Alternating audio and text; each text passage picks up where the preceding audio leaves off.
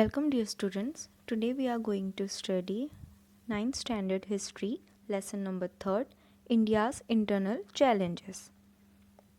In this chapter, we are going to learn about some internal challenges that India faces.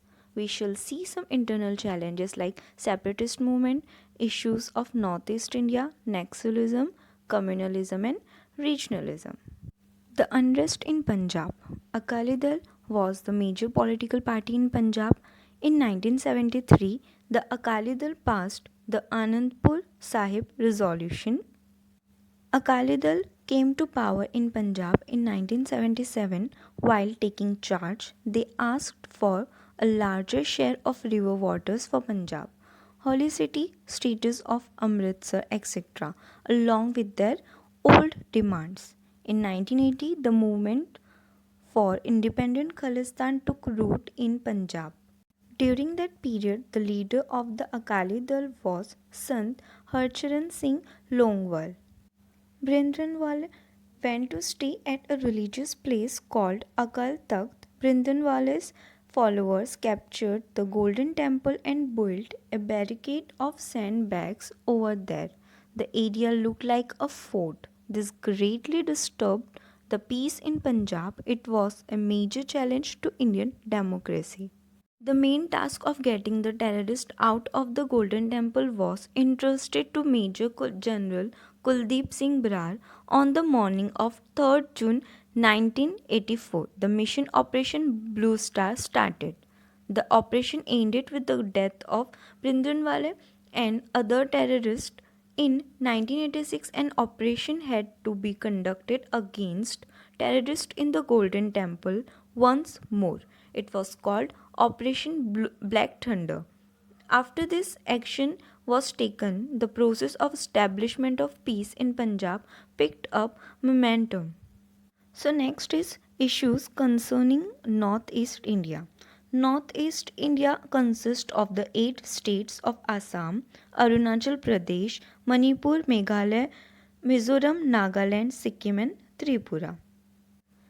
In 1954, the first Prime Minister formed the Northeast Frontier Agency NEFA. Nehru took the position of bringing about the development of hundreds of tribes in these parts while preserving their culture. In 1965, the responsibility of administrating this area was given to the Ministry of External Affairs. The Northeastern Council Act of 1971 was supposed to advise the central government regarding aspects of common interest in economic and social spheres, interstate transport, electricity, flood control, etc. So next point is Mizoram. The tribes in northeast India have an ancient history. When India became independent, the government gave administrative autonomy means self-government to the districts of Mizo majority areas of the Lushai Hills. In 1959, the territory of Mizoram experienced severe drought. During this famine, Mizo leader Lal Denga served the common people a lot. In 1961, Lal Denga established an organization called Mizo National Front (MNF). In 1985, Prime Minister Rajiv Gandhi had an agreement with the Mizo National Front and Mizoram was given the status of a full-fledged state. Lal Denga became the chief minister of the state. So next is Nagaland. In 1946, some educated Naga youth established an organization called Naga Naga National Council (NNC). Later, they made a demand for an independent state of Nagaland.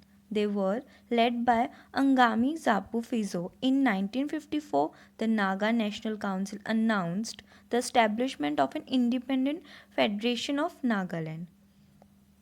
Central government decided to give the Naga majority territory the status of a union territory. Nagaland was made a full-fledged state on 1st December 1963 by putting together the Naga majority territory. So next is Assam. In 1983, there was an intense agitation staged by All Assam Students Union and Assam Ganasangram Parishad over the question of the dominance in Assam of Bengali migrants. In 1986, elections were held for Assam Legislative Assembly and Prafulla Kumar Mohanto of the Assam Gana Parishad became the new chief minister. Due to this democratic process, it became possible to establish peace in Assam. Arunachal Pradesh. In 1954, NEFA was created. In 1972, it began to be called Arunachal Pradesh Region of the Rising Sun.